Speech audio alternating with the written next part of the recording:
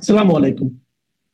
প্রিয় দর্শক, আপনাদের সকলকে আমন্ত্রণ জানাচ্ছি অন্য মঞ্চের আলাপচারিতায়। আপাতত স্বস্তি মিলেছে বাংলাদেশের প্রধান রপ্তানি খাত গার্মেন্টস রক্ষা পেল, কারণ ট্রাম্পের আরোপিত শুল্ক 35% থেকে কমে 20% নেমেছে।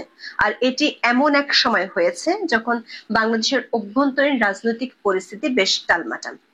অভ্যন্তরীণ রাজনীতি অবস্থা এমন দাঁড়িয়েছে যেখানে অধ্যাপক ইউনূস পড়েছেন উভয় সংকটে। তার অবস্থা এখন শ্যাম রাখি না কুল রাখির মতো অবস্থা। একদিকে তার উপদেষ্টা পরিষদের সিনিয়র সদস্যদের চাওয়া, অন্যদিকে তার মিত্রদের দাবি। কোনটি রাখবেন আর কিভাবে সেগুলো পূরণ করবেন তা নিয়ে ব্যাপক জটিলতায় পড়েছেন শান্তিতে নোবেল বিজয়ী অধ্যাপক ইউনূস। অন্তর্বর্তী সরকার উপদেষ্টা পরিষদের সিনিয়র সদস্যদের ভাবনা এখন একটি নিরাপদ এক্সিট পলিসি। তারা চান একটি সমঝোতামূলক বোঝাপড়া, চান নিজেদের কৃত কর্মের জন্য দায়মুক্তি।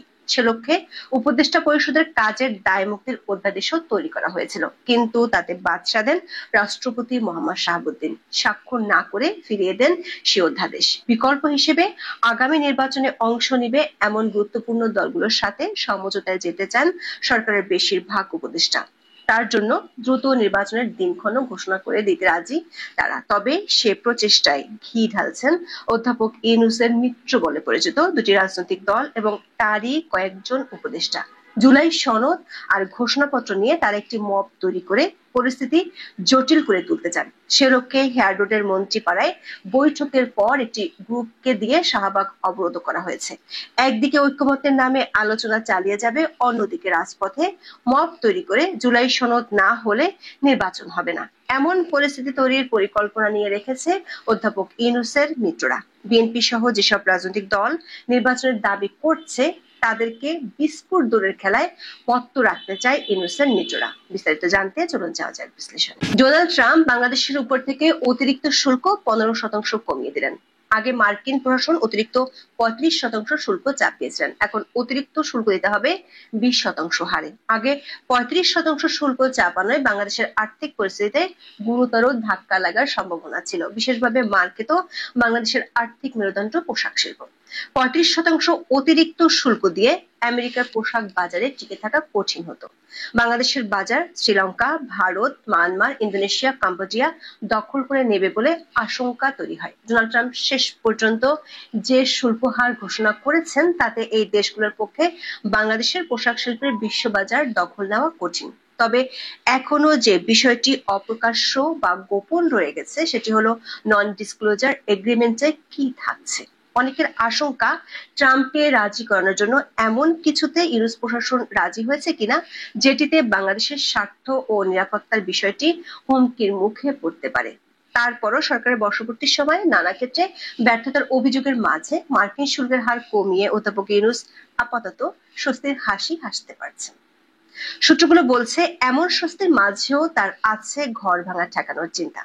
অধ্যাপক ইউনূস দায়িত্ব নেওয়ার পর থেকে জানতেন যত দেরি করুক না কেন ক্ষমতা তাকে ছাড়তেই হবে, কিন্তু দায়িত্ব নেওয়ার পরপরই সংবিধান লঙ্ঘন সহ এমন বহু কাজ করে ফেলেছেন যেগুলো নিয়ে পরে বহু মামলা হতে পারে। সেজন্য গত বছরের সেপ্টেম্বরে নিজেদের দায় মুক্তি দিতে চেয়েছিলেন নিজেরাই। সে লক্ষ্যে একটা অধ্যাদেশ চূড়ান্ত করে অনুমোদন দিয়ে রাখে গত বছরের 19 সেপ্টেম্বর উপদেষ্টা পরিষদের বৈঠকে পাঠান রাষ্ট্রপতির কাছে, কিন্তু তাতে স্বাক্ষর করেননি রাষ্ট্রপতি। জানিয়ে দেন এ ধরনের দায় মুক্তি দেয়া সংসদ ছাড়া সম্ভব নয়। তারপর গত প্রায় 1 বছরে যমুনার জল বহু দিকে গড়িয়েছে। এর মধ্যে করিডোর ইস্যুতে সেনাবাহিনীর সাথে বিরোধের সূত্র ধরে অধ্যাপক ইউনূসের পদত্যাগের খবরও শোনা গিয়েছিল। কেউ কেউ অবশ্য ওটাকে পদত্যাগের নাটকও বলেছেন। তারপর এপ্রিলে নির্বাচনের ঘোষণা দেন ডক্টর ইউনূস, কিন্তু লন্ডনে তারেক রহমানের সাথে বৈঠকে 4টি যদি এবং কিন্তুর কথা বলে ফেব্রুয়ারিতে বা রোজার আগে নির্বাচনের যৌথ ঘোষণা দেয়া হয়েছিল। তা নিয়ে অবশ্য সরকারি মিত্র কিংস পার্টি এনসিপি ও জামাত ইসলামী গোসাও করেছিল। এরই মধ্যে চলে সংস্কারের জন্য ঐকমত্য কমিশনের ম্যারাথন বৈঠক। ফেব্রুয়ারি যত ঘনিয়ে আসছে, নির্বাচনের দাবি যত বাড়ছে, তাতে সরকারের মিত্রদের বিপরীতমুখী অবস্থান স্পষ্ট হচ্ছে। পিআর পদ্ধতিতে নির্বাচন, জুলাই সনদ ও ঘোষণাপত্র ছাড়া তার নির্বাচন হতে দিবে না বলে ঘোষণা দিয়েছে। জুলাই সনদের আবার আইনগত ভিত্তিও চায় তারা, না হলে জামাত ইসলামী সরকার ও ঐকমত্য কমিশনের বিরুদ্ধে মামলা করার হুমকিও দিয়েছে 31 জুলাই। অন্যদিকে দেশের অর্থনৈতিক পরিস্থিতি নাজুক, আইন শৃঙ্খলা পরিস্থিতি টালমাটাল। সবশেষ মাইলস্টোনের দুর্ঘটনার পর দুই উপদেষ্টাকে 9 ঘন্টা আটকে রাখা এবং শিক্ষার্থীদের সচিবালয় ঘেরাও কর্মসূচি নিয়ে চিন্তিত হয়ে পড়েছেন সরকারের উপদেষ্টা পরিষদের সিনিয়র সদস্যরা। তারা এখন এই পরিস্থিতি থেকে দ্রুত মুক্তি চান, দ্রুত নির্বাচন দিয়ে সরে যেতে চান। তার জন্য দরকার ক্ষমতা থেকে নিরাপদে সরে যাওয়ার একটি রাস্তা। যেমনটি সরকারের ঘনিষ্ঠ অর্থনীতিবিদ ডক্টর দেবপ্রিয় ভট্টাচার্য বলেছেন 30 জুলাই। পথও বাতলে দিয়েছেন তিনি। সেই পথেই হাঁটতে চান কমপক্ষে সরকারের অর্ধেক উপদেষ্টা। তারা রাজনৈতিক সমঝোতায় যেতে চান। অধ্যাপক ইউনূস যদি তা না করেন তাহলে তারা নিজেরাই সরে যেতে চান। সেক্ষেত্রে কেউ কেউ মনে করেন এই অন্তর্বর্তী সরকার অধীনে নয়, উচ্চ আদালতের রায়ের ভিত্তিতে তত্ত্বাবধায়ক সরকার গঠন করে তার অধীনে নির্বাচন করা যেতে পারে। তখন এই উপদেষ্টা পরিষদ পুনর্গঠন করে 90 দিনের মধ্যে নির্বাচনের আয়োজন করতে হবে। সূত্রগুলো বলছে সরকারের ভেতরের পরিস্থিতি খুবই নড়বড়ে। এতদিন যেসব উপদেষ্টা জোর গলায় কথা বলতো তাদের বিরুদ্ধে সম্প্রতি দুর্নীতির অভিযোগ ওঠায় তারাও এখন কোণঠাসা। পরিস্থিতি ঠান্ডা করতে একই দিনে সরকারের 2 কর্তা ব্যক্তি নির্বাচনের ঘোষণা সহসা আসার কথা জানালেন। অবশ্য তারা আগেও এমনটা বলেছিলেন। আইন উপদেষ্টা আসিফ নজরুল বলেছেন কিছুদিনের মধ্যে নির্বাচনের তারিখ ঘোষণা করা হবে, তবে সেই কিছুদিন কবে হতে পারে সেটা নিয়ে মুখে কুলুপ এঁটেছেন তিনি।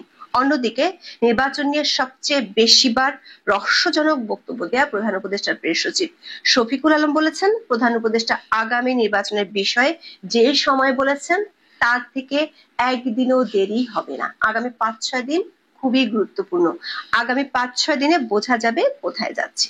সূত্রগুলো বলছে অধ্যাপক ইউনূসের উপদেষ্টা পরিষদের সিনিয়র সদস্যরা নিজেদের দায়িত্বের সমাপ্তি টানতে চাইলেও তার মিত্ররা রাজি নন। ঐকমত্য কমিশনের বৈঠকে সেই ইঙ্গিত এরই মধ্যে পাওয়া গেছে। পিআর পদ্ধতিতে নির্বাচন, আইনগত ভিত্তি সহ জুলাই সনদ ও ঘোষণাপত্র না হলে সরকারের 2 মিত্র কিংস পার্টি এনসিপি এবং জামায়াত ইসলামী কোনো কিছুতেই রাজি নয়। একদিকে সরকার বিএনপিকে ফেব্রুয়ারির মধ্যে নির্বাচন দেওয়ার কথা বললেও সেটি ছিল শর্তযুক্ত। বিএনপিকে কখনোই সরকার পরিষ্কার করেনি ফেব্রুয়ারিতে নির্বাচন হবে। ডয়েচে ভেলের খবরে বলা হয়েছে নির্বাচন নিয়ে বিএনপিকে সরকার রেখেছে বিস্কুট দৌড়ের মধ্যে। বিএনপিকে নির্বাচন নিয়ে স্পষ্ট করে কিছু না বললেও সরকারের সবচেয়ে কাছের মিত্ররা এরই মধ্যে বুঝিয়ে দিয়েছেন তারা যে নির্বাচন চান না। জুলাই সনদ নিয়ে জামাত ইসলামী আদালতে যেতে পারে সে হুমকি একেবারে লেটেস্ট। সাথে মাঠও গরম করতে চায় সরকারি মিত্ররা। বরাবরের মতো তার জন্য মব তৈরি করছে, সেটিও হাজির করে ফেলেছে 31 জুলাই। সারাদিন ধরে জনদুর্ভোগ বাড়িয়েছে শাহবাগে জমায়েত হওয়া একদল লোক, যারা নিজেদের জুলাই যোদ্ধা বলে দাবি করছে। কিন্তু গণমাধ্যমের খবর হলো এদের কাছে সাংবাদিকরা জুলাই আন্দোলনের সাথে জড়িত থাকার ছবি চেয়েছিল, গেজেটে তাদের নাম আছে কিনা তা জানতে চেয়েছিল। কিন্তু শাহবাগে জড়ো হওয়ারা উল্টো সাংবাদিকদের দিকে তেড়ে গিয়েছেন। সামাজিক মাধ্যমে ভাইরাল হওয়া একটি ভিডিওতে দেখা যাচ্ছে শাহবাগে যারা জড়ো হয়েছেন তারা পুলিশের ঊর্ধ্বতন কর্মকর্তাদের বলছেন প্রধান উপদেষ্টার পিএস তাদের যমুনার সামনের পরিবর্তে শাহবাগে জড়ো হতে বলেছেন। দর্শক, এই আয়োজন আগেও বহুবার দেখা গেছে। বিশেষ করে আওয়ামী লীগ নিষিদ্ধের দাবিতে এমনটাই দেখা গিয়েছিল। অথচ প্রাথমিক বিদ্যালয়ের শিক্ষকরা এবং ধর্ষণ বিরোধী আন্দোলনের সময় পুলিশের লাঠিচার্জ করেছিল। এর অর্থ হলো সরকারের ভেতরে থাকা সরকার যে আন্দোলন চায় তারা নির্বিঘ্নে জড়ো হতে পারে, রাস্তা দিনভর অবরোধ করে রাখতে পারে এবং মানুষের ভোগান্তি সৃষ্টি করতে পারে। 3 আগস্ট শহীদ মিনারে সমাবেশ ডেকেছে এনসিপি। তার আগে জুলাই সনদ ও জুলাই ঘোষণাপত্র চায় দলটি, কিন্তু এগুলো নিয়ে এখনো চূড়ান্তভাবে ঐকমত্যে পৌঁছাতে পারেনি দলগুলো। বলা ভালো ঐক্যমত্যে পৌঁছাতে চায় না সরকারি মিত্ররা, কারণ অধ্যাপক ইউনূস বলেই রেখেছেন জুলাই সনদ না হলে নির্বাচন হবে না। নির্বাচন পেছনের সবচেয়ে সহজ পথ এখন এই দুটিতে ঐকমত্যে না পৌঁছা। গোয়েন্দাদের আশঙ্কা পরিস্থিতি সংঘাতের দিকে যাচ্ছে। আগের মতো মবের নাটক করে এখন আর বিশেষ সুবিধা হবে না, কারণ সমন্বয়কদের দুর্নীতি আর চাঁদাবাজির খবরে সাধারণ মানুষ অতিষ্ঠ। 31 জুলাই শাহবাগ অবরোধে ক্ষুব্ধ সাধারণ মানুষকে আওয়ামী লীগ ট্যাগ দেয়, কয়েক দফা উত্তেজনা তৈরি হয়েছিল। এমন সংঘাতময় পরিস্থিতিতে উভয় সংকটে অধ্যাপক ইউনূস তার উপদেষ্টা পরিষদের অর্ধেক সদস্য বেঁকে বসতে পারেন, যে কোনো সময় সরে যেতে পারেন নিজ থেকেই। তবে আপাতত ট্রাম্পের শুল্কের রাহু থেকে মুক্তি পাওয়ায় অধ্যাপক ইউনূস হয়তো আবারও তার উপদেষ্টা পরিষদের সাথে নতুন করে আলোচনা শুরু করতে পারবেন। তবে পরিস্থিতি যেমনই হোক জট সহসা খুঁজছে না, কারণ অধ্যাপক ইউনূসকে সিদ্ধান্ত নিতে হবে দ্রুত নির্বাচন দিয়ে নিরাপদ এক্সিট নেওয়া নাকি মিত্রদের চাওয়া, কোনটি তিনি রাখবেন। এখন এই পর্যন্ত। অপারেশন সিন্দুরের সময় ধরা পড়া জ্যোতি মালহোত্রার কথা মনে পড়ে। যে জ্যোতি মালহোত্রা নিখাত ভারতীয় নাগরিক ছিলেন, কিন্তু তার বিরুদ্ধে পাকিস্তানের গুপ্তচর বৃত্তি করার অভিযোগ তোলা হয়। তার ফোন, ল্যাপটপ, একাধিক তথ্য যখন গোয়েন্দাদের হাতে পৌঁছায়, তখন গোয়েন্দারাও নাকি সে সময় চমকে গেছিলেন। তিনি ভারতীয় নাগরিক হওয়া সত্ত্বেও বারবার পাকিস্তানে গেছেন, এমনকি পাকিস্তানের হাই কমিশনারের সঙ্গে জড়িত এক ঊর্ধ্বতন কর্তার সঙ্গে তিনি জড়িয়েও পড়েছিলেন। এরকমই অভিযোগ তার নামে কিন্তু পরবর্তীকালে প্রকাশ্যে আসে। এর অনেক পরে আমরা জানতে পারি তিনি সোশ্যাল নেটওয়ার্ক সাইটে যেরকম ফটো ভিডিও দিতেন তা আসলে পাকিস্তানের আইএসআই এবং পাকিস্তানের আর্মির কাজে আসতো, এবং আর্মিদের কাছে প্রয়োজনীয় নথি নাকি তিনি তুলে দিতেন। তবে পুরো বিষয়টা এখনো বিচারাধীন। কিন্তু আমি এখন কেন হঠাৎ করে জ্যোতি মালহোত্রার কথা বলছি, কারণ আজকে কলকাতাতে হুবহু এমন এক নাগরিককে, তিনি বাংলাদেশি নাগরিক, তাকে গ্রেফতার করা হলো, যিনি হুবহু জ্যোতি মালহোত্রার মতো গুপ্তচর বৃত্তি করছিলেন বলে প্রাথমিকভাবে মনে করা হয়েছে। আজকে দুপুরে যখন এই খবর সামনে আসে, তখন নিঃসন্দেহে ভারতবর্ষের সুরক্ষা নিয়ে কিন্তু বড় সড় চিন্তা আমাদের মনেও ঘনিয়ে আসছে। আমি ধারাবাহিকভাবে এই বিষয়ে আপনাদের সামনে প্রতিবেদন করি। অনেকে দেখেন, অনেকে ভাবেন রোজ একই কথা বলছে, দেখে লাভ নেই বলে ঘুরিয়ে দেন। কিন্তু আজকে দেখুন, খোদ কলকাতায় এমন এক বাংলাদেশি অভিনেত্রী মডেলকে গ্রেফতার করা হয়, যার তথ্য ঘেটে কলকাতার পুলিশও রীতিমতো চমকে গেছে। এই মহিলার নাম বাংলাদেশের মডেল অভিনেত্রী শান্তা পাল। তিনি ভারতে এসেছিলেন 3 বছর আগে, প্রায় 2023-এর দোরগোড়ায়।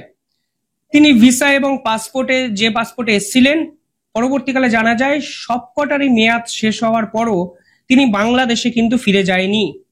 পাশাপাশি বর্তমান সময় যে তথ্য ওনাদের গোয়েন্দাদের হাতে এসছে, সেখানে দেখা যাচ্ছে তিনি বর্তমান সময় চেষ্টা করছেন একাধিক সোশ্যাল নেটওয়ার্কের মাধ্যমে বাংলাদেশ থেকে আমাদের দেশে লোক নিয়ে আসতে, এবং ভিসা প্রসেসে বাংলাদেশিদের সাহায্য করছেন সোশ্যাল নেটওয়ার্ক মাধ্যমে। অর্থাৎ যিনি নিজেই ভারতীয় নন, যিনি বাংলাদেশ থেকে এসছেন এবং বাংলাদেশ থেকে এসে এখানে একটি ছেলেকে হয়তো বিবাহ করে এখানে সেটেলমেন্ট করেছেন, এবং সেই সেটেলমেন্টের পর তিনি বাংলাদেশ থেকে লোক নিয়ে আসছেন, তাদের ভিসা প্রসেসে সাহায্য করছেন, এবং কিসের স্বার্থে সাহায্য করছেন এই প্রশ্ন কিন্তু আজকে উঠে যায়। পাশাপাশি তার একাধিক ছবি, ভিডিও ভাইরাল হয়েছে, যেখানে দেখা যাচ্ছে তিনি দীঘা ঘুরতে গেছেন, গ্যাংটক ঘুরতে গেছেন, এমনকি চীনের সীমান্তে নাথুলা পাসের কাছেও কিন্তু তিনি ঘুরতে গেছিলেন। এবার ঘুরতে যাওয়ার পর তিনি কেন এত ছবি, ভিডিও বিভিন্ন মাধ্যমে ছড়িয়ে দিয়েছেন, সেটাই এখন গোয়েন্দাদের কাছে সব থেকে বড় প্রশ্ন। আরো ইন্টারেস্টিং বিষয় কি জানেন, তিনি নিজে বাংলাদেশি, তার কাছে বাংলাদেশের পাসপোর্ট পাওয়া গেছে, তার কাছে ভোটার কার্ড, আধার কার্ড, সমস্ত ডকুমেন্ট পাওয়া গেছে। এবং ভাবুন, 2 বছরে, 2023-এ উনি এসেছিলেন, আজকে 2025, 2 বছরের সমস্ত তিনি ডকুমেন্ট বানিয়ে ফেলেছেন। এমনকি তিনি একটি ট্রাভেল এবং ট্যুরিজমের যে বিজনেস হয় না, সেই বিজনেস করার জন্য একটি অফিসও ওপেন করে ফেলেছিলেন। তার নাম উনি দিয়েছিলেন আসান ট্রাভেলস কলকাতা অ্যান্ড বাংলাদেশ। পাশাপাশি গোয়েন্দারা জানতে পেরেছে তিনি নাকি আরো কোনো বড় পরিকল্পনা করার জন্য লোন নিতে একটি ব্যাংকে অবধি গেছিলেন। 2003 সালে ভারতে এসে এত কিছু করা যায়, বিশ্বাস করুন, এই রিপোর্ট না পড়লে আমি অন্তত জানতে পারতাম না। একজনের কাছে ডকুমেন্টটাই অবৈধ, তার কনফিডেন্স লেভেল ভাবুন, যে একটি ট্যুর অ্যান্ড ট্রাভেল বিজনেস খুলে দিনের পর দিন বাংলাদেশিদের মেডিকেল ভিসা করিয়ে যাচ্ছেন, এমনকি তিনি নাকি লোন নেওয়ার জন্য কোনো এক বৃহৎ ব্যাংক অবধি পৌঁছে গেছেন। আমি জানি না এর শেষটা কোথায়। পরবর্তীকালে জানা যায় তিনি দক্ষিণ কলকাতার একটি নির্দিষ্ট জায়গায় ভাড়া থাকতেন। এই ভাড়া থাকার প্রসঙ্গে আমি বলবো, অজিত দেভাল বারবার এই পার্টিকুলার ইস্যুটাকে কিন্তু তার রিপোর্টে উল্লেখ করেছেন। তার কাছ থেকে 2টি আধার কার্ড পাওয়া যায়, একটি কলকাতার, একটি বর্ধমানের, pan card, voter card, ration card এবং বাংলাদেশের পাসপোর্ট পাওয়া যায়। এবার প্রশ্নটা হলো যে তাকে থাকতে কে দিয়েছিল। দেখুন, এইটাই সব থেকে ইন্টারেস্টিং একটা ফ্যাক্ট। যে সকল বাংলাদেশিরা এদেশে আসছেন, তাদের লোকাল সাপোর্টটা কেউ না কেউ কিন্তু দিয়ে দিচ্ছে। এই লোকাল সাপোর্টটাই হলো সব থেকে ক্রিমিনাল অফেন্সের প্রথম ধাপ। তাদের ডকুমেন্ট আমরা ভেরিফিকেশন করছি না, ডকুমেন্ট ভেরিফিকেশন করলেও আমরা কোনো না কোনো ভাবে এদের সঙ্গে কম্প্রোমাইজ করছি। আমরা আমাদের জাতীয় সুরক্ষার কথা ভাবছি না, এদেরকে থাকতে দিচ্ছি এবং এরা ক্রমেই ফুলে ফেপে ঢোল হয়ে উঠছে। এদের সোশ্যাল নেটওয়ার্কে ছবি ভিডিও যেভাবে এরা প্রমোট করেছে, আজকে কলকাতার সংবাদপত্র প্রশ্ন তুলছে এত ভিডিও ঠিক কাদের জন্য শুট করা হতো, কোন গুপ্তচর বৃত্তি করছিলেন শান্তা পাল, কিসের জন্যই বা বাংলাদেশের মডেল অভিনেত্রী 2 বছর ধরে ভারতবর্ষে থেকে গেলেন। আরো ইন্টারেস্টিং বিষয় হলো কিভাবেই ইনি প্যান কার্ড, ভোটার কার্ড, আধার কার্ড এগুলো খুব সহজে তৈরি করে ফেললেন। আমি জানি না তদন্তে কি প্রকাশিত হবে, কিন্তু আজকে এই ঘটনা দেখে কিন্তু আমাদের শিক্ষা নেওয়া উচিত। লোকাল লেভেল সাপোর্ট, কিছুদিন আগে একটি রিপোর্ট বেরিয়েছিল, সেখানে দেখা যাচ্ছিল বর্ডার এরিয়াতে তরুণ যুবকদের ঘর ভাড়া নেওয়ার প্রবণতা কিন্তু অনেকটা বেড়ে গেছে। এই যে ঘর ভাড়া নেওয়ার প্রবণতা বেড়ে গেছে, কারণটা কি? হঠাৎ করে কেন এত বাংলাদেশি ভারতবর্ষে আসছেন, স্পেশালি বাংলায় আসছেন? এদেরকে ঘর ভাড়া যখন দেওয়া হচ্ছে, আমরা ঠিক কি কি ডকুমেন্ট ভেরিফিকেশন করছি? আমরা কি আদৌ লোকাল পুলিশকে ইনফর্ম করছি? কিংবা এদের কাছে কোন দেশের পাসপোর্ট আছে, কোন দেশের ভিসা আছে, আইডেন্টিটি কার্ড আছে নাকি, আমরা কি কিছুই এগুলো ভাবছি? আমরা পুরো বিষয়টাই অত্যন্ত ক্যাজুয়ালিটির স্তরে নিয়ে নিয়েছি এবং ক্যাজুয়ালিটির স্তরে নিতে গিয়ে আজকে এই ধরনের একটা দুটো খবর আমাদের সামনে আসছে। এই শান্তা পালের ঘটনা আপনারা ভাববেন না যে একটা এরকম নিদর্শন বা বিরল কোনো নিদর্শন নয়। হয়তো আমাদের বাংলায় এরকম অসংখ্য শান্তা পাল লুকিয়ে আছেন, যারা লোকাল সাপোর্ট পেয়ে 2 বছরের মধ্যেই নিখাদ ভারতীয় হয়ে উঠেছেন, ক্রমেই কোনো এক রাজনৈতিক দলের ভোট ব্যাংকে পরিণত হয়েছেন। আজকে কলকাতা পুলিশের পক্ষ থেকে এ বিষয়ে বিভিন্ন রকম প্রশ্ন কিন্তু সরাসরি তুলে দেওয়া হয়েছে এবং ঠিক কিসের টানে, কিসের স্বার্থে বাংলাদেশ থেকে আসার পরও বাংলাদেশে ফিরে গেলেন না শান্তা পাল, সেটাও এখন সব থেকে বড় প্রশ্ন।